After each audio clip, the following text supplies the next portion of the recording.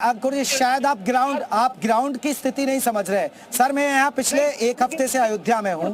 दूर दूर से लोग आ रहे हैं, आस्था में डूबे हुए हैं। ऐसा लग रहा है कि यहाँ दीपोत्सव मनाया जा रहा है, खुशी हो रही है और ऐसा फील आ रहा है। एक एक आदमी यहाँ इतना उत्साहित नजर आ रहा है, तो शायद आप फिर लोगों को नहीं पहचान पा रहे।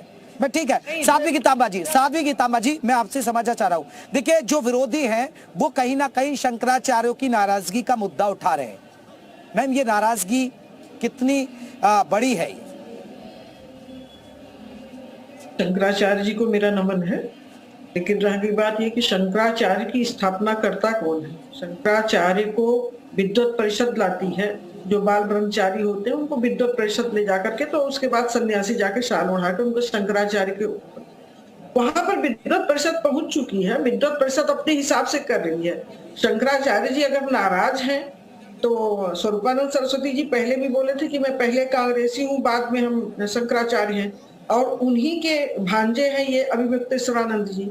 अगर ये ऐसे बोल रहे हैं तो ये तो राजनीति से जुड़ा हुआ है मुद्दा, क्योंकि हमारे बनारस में भी मूर्तियां दो हैं। विशालाक्षी मंदिर में स्वामी जी खुद दर्शन किए होंगे, और हमारे रामेश्वरम में जो स्थापना हुई स्वामी जी खुद जानते हैं। रामेश्वरम में भगवान राम ने स्थापना किया था तो मंदिर बनवा के नहीं किया था, मूर्ति की स्थापना करने के बाद ही मंदिर बना है। तो आज जो शंकराचार्य जी हैं उनको हमें जहां तक समझ में आता है कि ये सब चीजें नहीं बोलनी चाहिए, क्योंकि हमारा शास्त्र है और हमारा धर्म है कि हम अपने धर्म के हिसाब से बोले, बेधर्म की बातें नहीं करनी चाहिए। और शंकराचार्य जी से हमारा निवेदन है कि आप थोड़ा पार्टी से ऊपर उठ के बोलिए, क्योंकि आपके मुंह से ये सब शोभा नहीं दे रहा है। आज सनातन धर्म का एक त्योहार मनाया जाएगा कुछ दिन में, जैसे हम लोग रामनवमी मनाते हैं, कुछ दिन में हम लोग 22 जनवरी का त्योहार मनाएंगे, घर घर में मनाया जाएगा, हर साल मनाया जाएगा कि हमारे इस दिन हमारे मंदिर का वो निर्माण हुआ था, गृह प्रवेश हुआ था। ठीक है। तो हम पाठक साहब एक मेरा सवाल आपसे। पाठक साहब, एक सवाल है। आप लोग जो कह रहे हैं, आप जोर शोर से बात कर रहे हैं, आप शंकराचार्य जी का हवाला दे रहे हैं कि देखिए अधूरे राम मंदिर में प्राण प्रतिष्ठा हो रही है। सर, ये तो पहले से ही तय था कि जो रामलला की प्राण प्रतिष्ठा है वो सर वो जो प्राण प्रतिष्ठा है और जो राम मंदिर का परिसर है वो 2025-26 तक पूरी तरह कंप्लीट होगा। ये पहले से तय था। और दूसरा, अभी तक रामलला, आपको भी पता है सर, कहां किस स्थिति में विराजमान थे। टेंट से अपने गर्भगृह में पधार रहे हैं, भव्य राम मंदिर में पधार रहे हैं। तो फिर सवाल क्यों सर? आप लोग चिंता कर लेते कि रामलला इतने दिनों से टेंट थे, तिरपाल में थे। आपको फिर से टोक रहा हूं सर, वो भव्य राम मंदिर में नहीं पधार रहे हैं, वो निर्माणाधीन राम मंदिर में पधार रहे हैं। ठीक है। और जब अगर 500 साल बाद राम जी को लाने की बात की जा रही है तो कम से कम उनका घर तो पूरा बना दीजिए। और ये साध्वी जी जो मुझे तो हंसी, पाठक साहब पहले कहाँ थे? पहले रामलला कहाँ थे? इससे पहले तो आपको रामेश्वरम की बात आप करिए। रामेश्वरम में एक मिनट, पुनीत जी सुनिए मेरी बात। पुनीत जी मेरी बात सुनिए। पहले शास्त्र को जानने की कोशिश करिए, उसके बाद फिर बात करिए। पहले शास्त्र को जानने की कोशिश करिए, उसके बाद बात करिए। रामेश्वरम में भगवान राम मंदिर बना के स्थापना किया था क्या मूर्ति का? पहले इसका जवाब आप हमें दे दीजिए। आप ब्राह्मण कुल से हैं, जाहिर सी बात है कि आपके घर में रामचरित मानस होगा, लेकिन हमको इसका आप जवाब दीजिए कि रामेश्वरम में मंदिर जो स्थापित हुआ मूर्ति, तो भगवान राम ने पहले मंदिर बनवाया था कि पहले मूर्ति स्थापित की थी? पहले इसका जवाब दे दीजिए। अगर दो मूर्ति की बात आप करते हैं तो अगर काशी में आप आते हैं तो काशी में जाके विशालाक्षी मंदिर में दर्शन कीजिए, आपको समझ में आ जाएगा। इस तरह से बेतुकी बात नहीं, धर्म के विरुद्ध नहीं बोलिए। धर्म के विरुद्ध बोलने का आपको कोई अधिकार नहीं है, कोई अधिकार आपको नहीं है। आप लोग धर्म के ठीक है। साध्वी गीतांबा जी, एक मिनट रुके। चलिए पाठक साहब एक बात का जवाब दे दीजिए, फिर मैं बीजेपी के पास जाऊंगा। पाठक साहब एक बात का जवाब दे दीजिए। पाठक साहब एक बात का छोटा सा जवाब। पाठक साहब एक छोटी सी बात का जवाब दे दीजिए, फिर मैं बीजेपी वालों के पास जाऊंगा कि बीजेपी पर जो आरोप लग रहे हैं सियासत के और अधूरे रामलला के मंदिर में प्राण प्रतिष्ठा वो करा रहे। लेकिन पाठक साहब, आप इस बात का क्रेडिट लेते हैं कि राजीव गांधी ने ताला खुलवाया, लेकिन आप आज निमंत्रण आप ठुकरा देते हैं, आप मूर्ति पर सवाल उठा देते हैं। तो सर ऐसा क्यों? जेपी जी मेरी बात सुन लीजिए, मैं खत्म कर रहा हूँ अपनी बात। ताला कोर्ट ने खुलवाया और मंदिर का निर्माण भी कोर्ट करा रहा है। किसी भी एक नेता में ऐसा नहीं है बस का कि वो कोर्ट को ओवररूल कर दे। या तो बीजेपी कह रहा है कि वो कोर्ट को ओवररूल करती है, कोर्ट ताला भी कोर्ट ने खुलवाया। अरे सर, और मंदिर कांग्रेस वाले कोर्ट भी कहते हैं कि राजीव गांधी ने खुलवाया ताला। ये क्या है, सरकारी बयान है, ऑफिशियल बयान है कांग्रेस का? नहीं, ऐसा कुछ नहीं। सर सब प्रवक्ता, सर हर कोई प्रवक्ता बैठकर यही बोलता है सर। कोर्ट ने ताला खुलवाया, कोर्ट मंदिर बनवा रहा है। हम लोग भारत के संविधान में विश्वास रखते हैं, भारत के संविधान के हिसाब से हर काम हो रहा है और आगे भी होना चाहिए। और जहां तक बीजेपी का सवाल है, फिर से एक ही सवाल है, क्या ये शंकराचार्यों के साथ शास्त्रार्थ करेंगे? जब शंकराचार्य ने बोला है ये शास्त्र विरोधी है।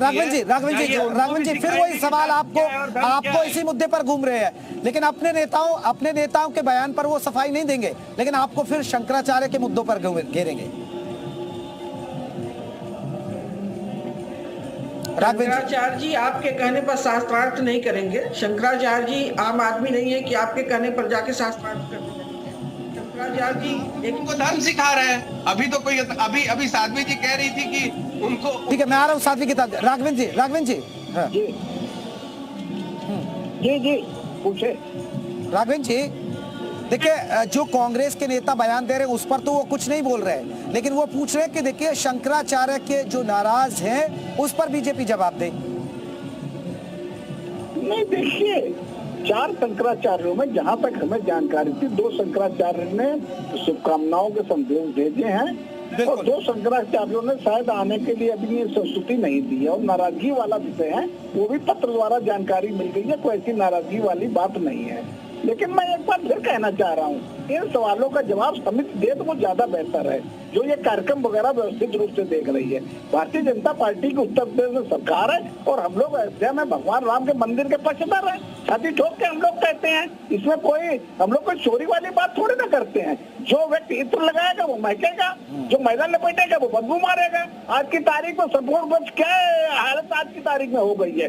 भारतीय जनता पार्टी हमेशा अयोध्या में भगवान राम के पक्षधर रही है। हम लोगों ने सुप्रीम कोर्ट में पैरवी की है, हम लोगों ने लोअर कोर्ट में पैरवी की है, हाई कोर्ट में पैरवी की है, हम लोगों ने 4 सरकारें गंवाई हैं, हम लोगों ने सैकड़ों कार्यकर्ता गंवाए हैं। तो अगर इसका लाभ भारतीय जनता पार्टी को मिल रहा है तो इसमें कोई हैरान नहीं होना चाहिए। भारतीय जनता पार्टी जो है हमेशा इसके पक्षधर रही है। उल्टा ये जो है कांग्रेस पार्टी भगवान राम को काल्पनिक बताती रही है, राम चरित को मानव निर्मित बताती रही है। एपीजे में इस बात का जवाब देना चाहता हूँ प्लीज।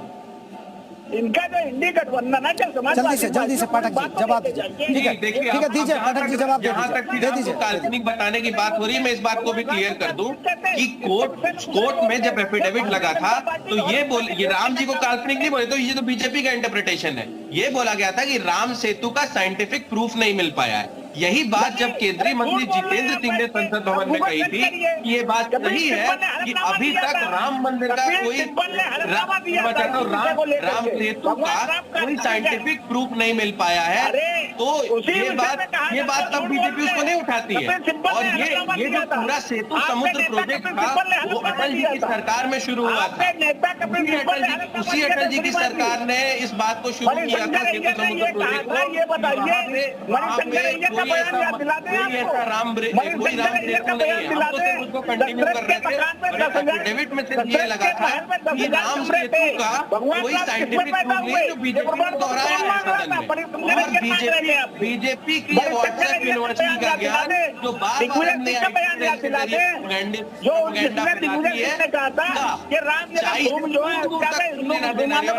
चाहे जितनी बड़ी गलतफहमी में रहना चाहे,